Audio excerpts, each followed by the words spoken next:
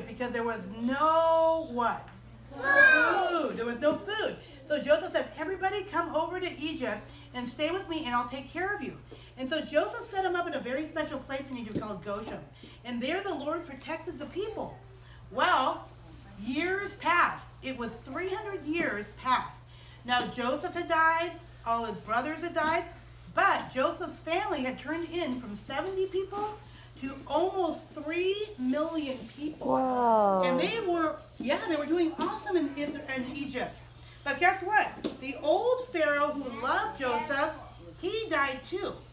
Well, now there was a new Pharaoh in town, and he didn't know about Joseph, and he didn't know all the good things that Joseph had done, and he did not like these 3 million Israelites.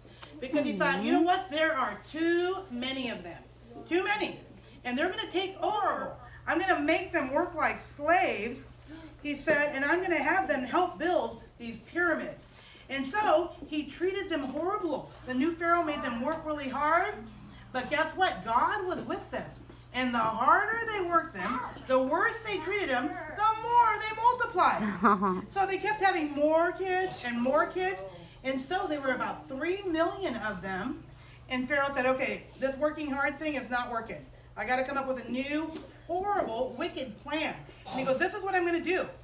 He said, I'm going to kill all of the baby boys. Oh. And so if the Israelites had a baby boy, Pharaoh wanted them to be killed.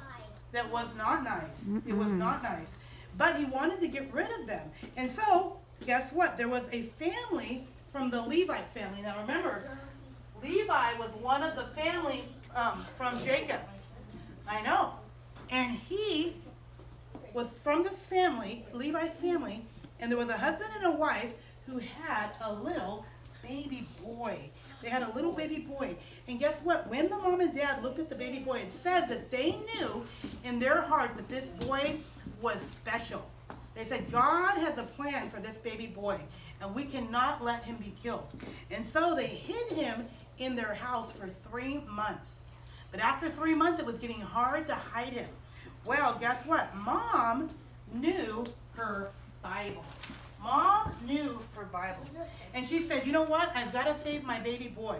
And in the Bible, I know there was a man named Noah who built an ark. And I'm going to build a little ark for him.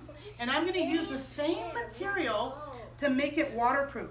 And so she put tar inside of this little ark, and she put her baby into the ark. And she said, you know what? If God could save 8 people in an ark, he can save my baby. Because nothing is impossible with God. And so she took the baby down to the water, and she laid him by the reeds.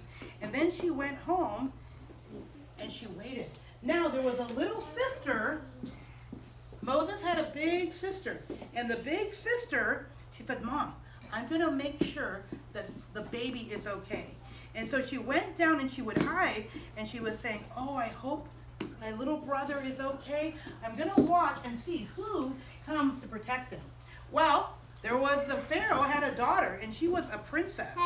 And the princess came bound to the water with all of her maidservants. And she heard a little crying. She heard a little crying in by the water. And so she said to one of her servants, go and check to see what is that noise I'm hearing in the bushes by the water.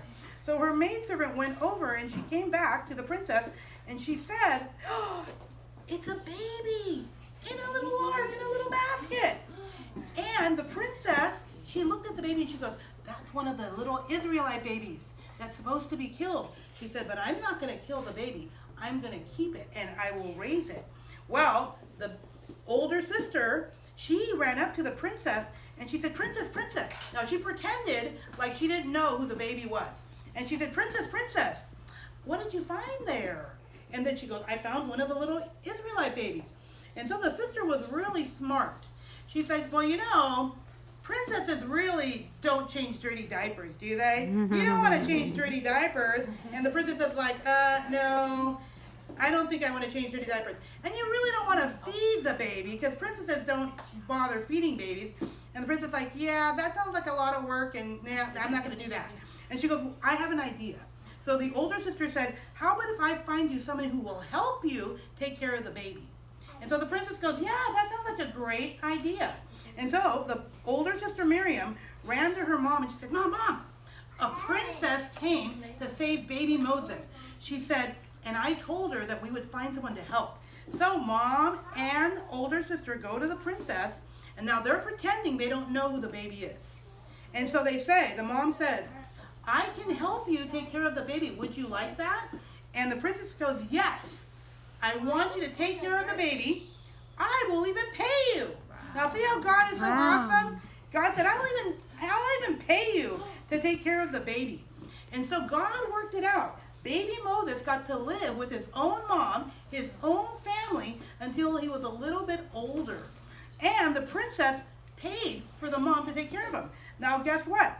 When the baby got a little bit older, the mom took the baby back to the princess and she said, I'm giving him back to you to raise. And so the baby grew up and he became Moses. Moses means to be pulled out of the water, because the baby was pulled out of the water and rescued.